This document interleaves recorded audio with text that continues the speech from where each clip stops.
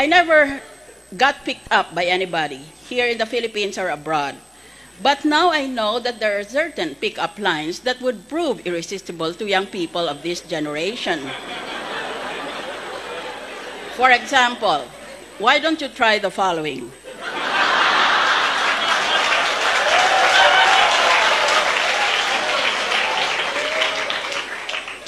Kung magkakaroon ka ng sariling planeta, gusto ko ikaw ang axis nito.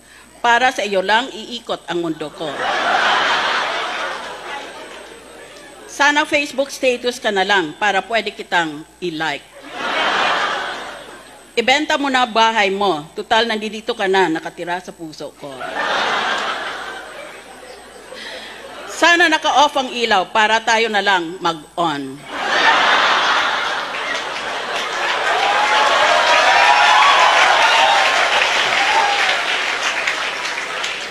Never mind the lecture. I've been lecturer here for 10 years. And I don't see that I ever improved anybody's IQ. Noodles ka ba? Kasi lucky me.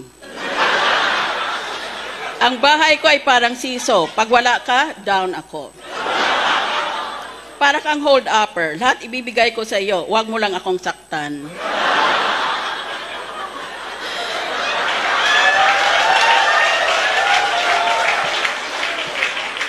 Ang galing mo din, ano? Di mo pa ako binabato, tinamaan na ako sa iyo. Maglaro tayo ng kahit ano, wag lang taguan. Kasi a girl like you is hard to find. Sana exam mo na lang ako para sagutin mo din ako. Bastos ka rin, ano? Di ka man lang nagpapaalam, tuloy-tuloy kang pumasok sa puso ko.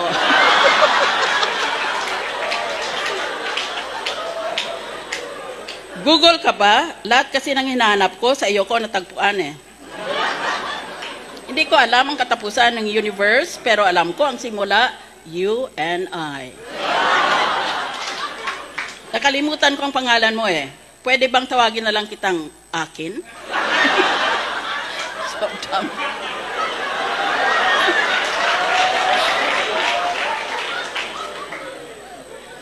If my husband had ever tried any of these lines on me, I would have bashed his teeth in. Nakalunok ka ba ng quitis? Kasi pag ngumiti ka, may spark.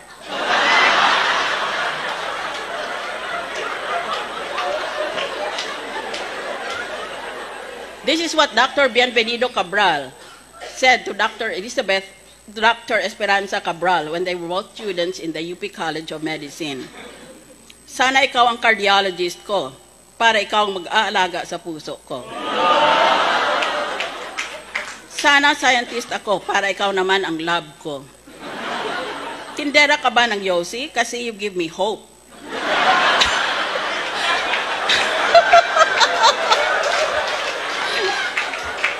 Kasi you give me hope and more.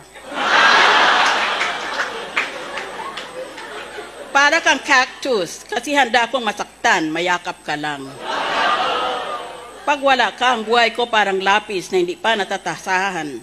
Pointless.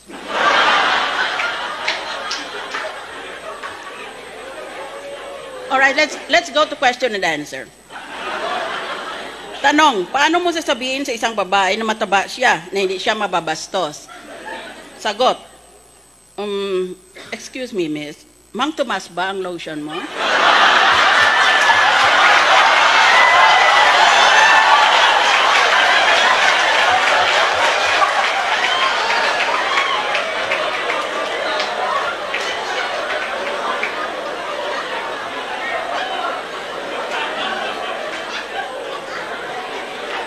Guy 1, kumusta ang exam mo? Guy 2, puro blanco. Guy 1, patay. Guy 2, bakit? Guy 1, baka isipin nila nagkopyahan tayo.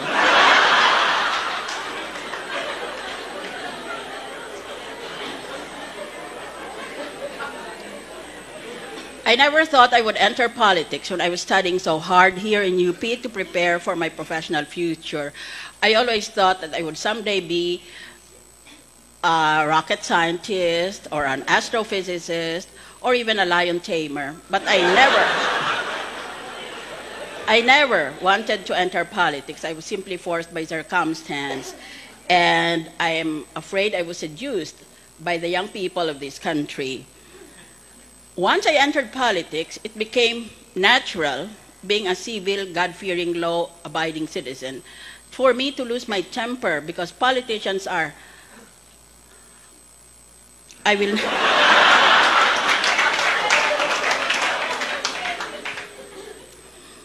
so, kailangan kong minsan sa politika para lang mabuhay ka, to survive, if not to prevail, kailangan magmataray ka. Kaya lang, iba naman klaseng taray ito. Itong mga sinasabi na ito.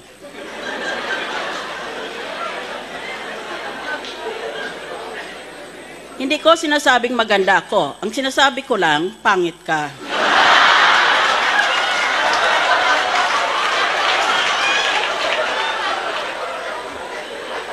Pag nakikita kita, parang gusto ko mag-sorry sa mga mata ko.